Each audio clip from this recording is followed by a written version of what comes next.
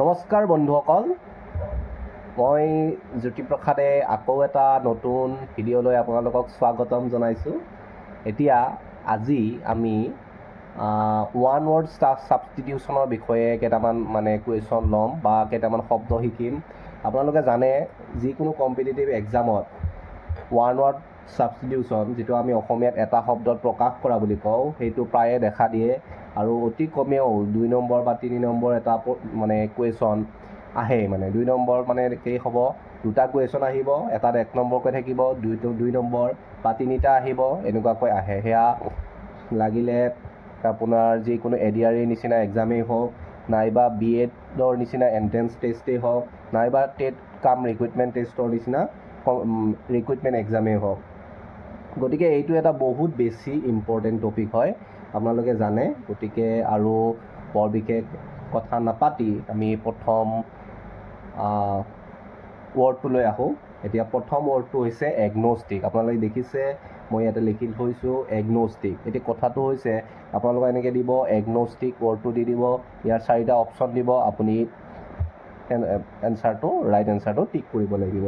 এতিয়া কথাটো হৈছে আপুনি ৰাইট এনচাৰটো কেনেকৈ পাব আপুনি যদি ৱৰ্ডটোৰ প্ৰপাৰ মিনিংটো নাজানে। এতিয়া কথাটো হ'ল এগনষ্টিক শব্দটোৰ প্ৰকৃত মিনিংটোনো কি? এগনষ্টিক এইটো কোৱা হয় one who is not sure about God's existence.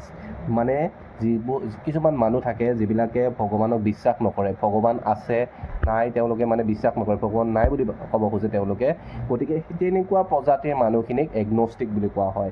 এতিয়া আপুনি এইটো চিম্পলি এইটো বুজক, যিয়ে ভগৱানক বিলিভ নকৰে সেই প্ৰজাতিৰ মানুহখিনিক আমি এগনষ্টিক বুলি কওঁ। এতিয়া কথাটো হৈছে নেক্সট শব্দটো বন্ধুসকল, নেক্সট শব্দটো হৈছে এলট্ৰুইষ্ট। এলট্ৰুইষ্ট কি? এলট্ৰুইষ্ট হৈছে এ লাভাৰ অফ মেনকাইণ্ড।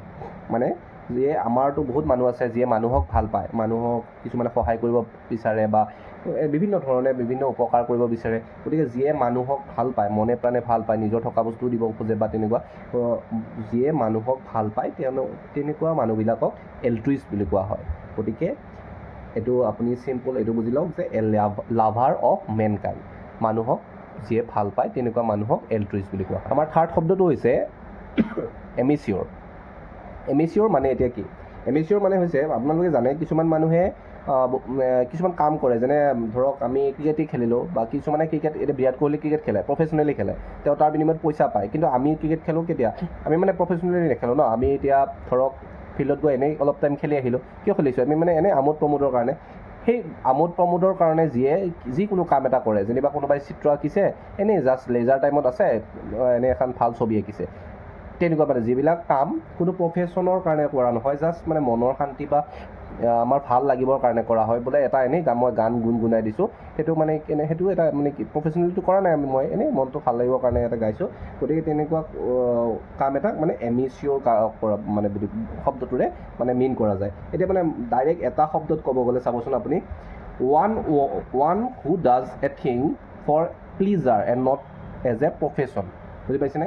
প্লিজাৰৰ কাৰণে কৰা হয়, প্ৰফেশ্যনৰ কাৰণে নহয়। তেনেকুৱা হ'লে এইটো এমিচিয়ৰ বুলি কোৱা হয়। এতিয়া নেক্সট ৱৰ্ডটো হৈছে এম্বিডেক্সট্ৰাছ। এইটো দুটা ৰুট ৱৰ্ড মিলি আপোনাৰ শব্দটো হৈছে এম্বি আৰু ডেক্সট্ৰাছ। এম্বি হৈছে উভয়ে, যেনে এতিয়া এই ৱৰ্ডটোৰ মিনিং হৈছে এম্বিডেক্সট্ৰাছ দুখন হাতেৰে যোনে লিখিব পাৰে। বুজিছে?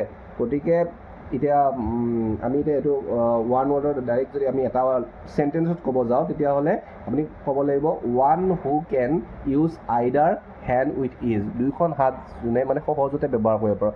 এতিয়া মই লিখি আছোঁ ৰাইট হেণ্ডেৰে বা কোনোবা লেফ্ট হেণ্ডেৰে লিখে, কিন্তু দুয়োখন হাতেৰে যোনে প্ৰপাৰ লিখিব পাৰে তেনেকুৱা মানুহখিনিক এম্বিডেক্সট্ৰাছ বুলি কয়। যেনেকৈ এটা উদাহৰণ আছিলে আপোনাৰ, নিশ্চয়কৈ 3 Idiots মুভিখন চাইছে আপোনালোকে। 3 Idiots মুভিখনত এই যে প্ৰফেচাৰজন আছিলে, তেওঁ দুখন হাতেৰে লিখা দেখাইছিলে। গতিকে সেইটো এটা এম্বিডেক্সট্ৰাছৰ এক্সাম্পল হয়।